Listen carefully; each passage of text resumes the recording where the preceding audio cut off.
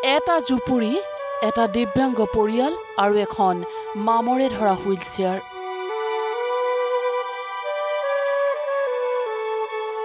অভাৱ অনাটনে জুৰুলা কৰা পৰিয়ালটোৰ এতিয়া পানীত হাঁহ নচৰা অৱস্থা।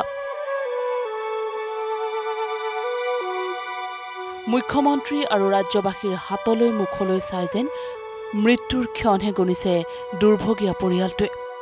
কি কৰিম, মইতো জিন্দাগীটো নাই,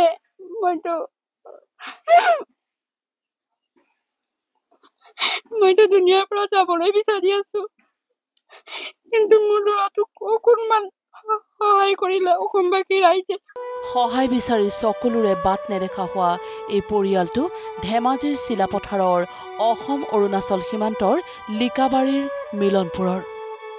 ৰমেন গগৈ আৰু তেওঁৰ ভগ্নীৰ এটা দুৰ্বিষহ জীৱন। জন্মৰ পৰাই বিশেষভাৱে সক্ষম ৰমেন গগৈ আৰু তেওঁৰ ভগ্নীসহ 5জনীয়া পৰিয়ালটোৰ 3জনেই বিশেষভাৱে সক্ষম। তেওঁলোকে মাত্ৰ ভোট দিয়া টাইমতহে আমাক বিচাৰে, যেতিয়া তেওঁলোকৰ কাম হৈ গ'ল আমাক দৰকাৰ নাই। কিয় কাৰণে আমাৰ নিচিনা মানুহকেইটা কি কাৰণে আমি জিন্দা হৈ আছো? কি আমালোকৰ নাগৰিকত্ব প্ৰমাণ পত্ৰ নাই নেকি? 5টা মানুহৰ এটাও একোৱে নাই। মই এখন চাইকেলত তামোল পাণ বিক্ৰী কৰোঁ, এইফালে মানুহজন ঘূৰি কিনি, তেতিয়াহ'লে চব কি কৰি খাব লাগিব? আৰু তেওঁলোকে যদি নেচায় আৰু চাবলৈ কোন আছে আমাৰ? অসম অৰুণাচল সীমান্তত এখন সৰু পাণ তামোলৰ দোকান দি ভগ্নীসহ 5জনীয়া পৰিয়ালটোক পোহপাল দি আহিছিল ৰমেনে। কিন্তু অৰ্থ আৰু স্বাস্থ্যৰ দুৰ্বলতাৰ বাবে তলা লগাবলৈ বাধ্য হ'ল জীৱিকাৰ ভঁৰালত। ঘৰ বুলিবলৈ আছেগৈ ভঙা চিঙা উৱলি যোৱা টিঙৰ চালিখনহে। কাৰণ আজিলৈকে ৰমেনলৈ কাৰোৰেই মনত নপৰিল।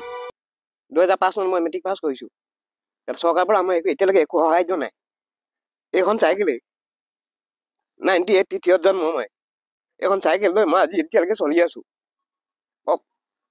এতিয়া মোক গোটেই ড্ৰাইভাৰবিলাকে চবেই মোক মৰম কৰে, কোনো মৰম নকৰা নাই। কি কৰিম এতিয়া? হয়তো খাবই লাগিব, আহিছো যেতিয়া পৃথিৱীলৈ।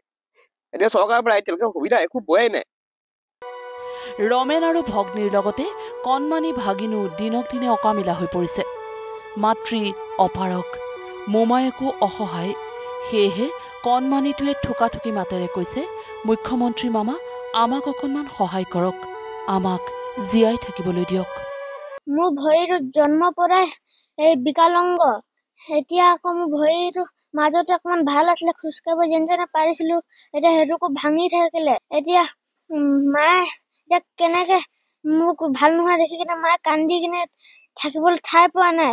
বাবাও এতিয়া দিন হাজিৰা কৰে, বাবা এতিয়া ভাজিয়া কৰিব গৈছে, নহ'লে ঘৰত চাউল নাই, ভাত খাব নহ'বগে। নহ'লে এতিয়া মই অসমবাসী ৰাইজ আৰু হিমন্ত মামাক মই সহায় খুজিছো। চিলাপথাৰৰ লিকাবাৰীৰ ৰমেন গগৈৰ পৰিয়ালটোক অকণমান সহায় কৰোঁ আহক। দুৰ্ভগীয়া পৰিয়ালটোৰ একাউণ্ট নম্বৰ 364256534746।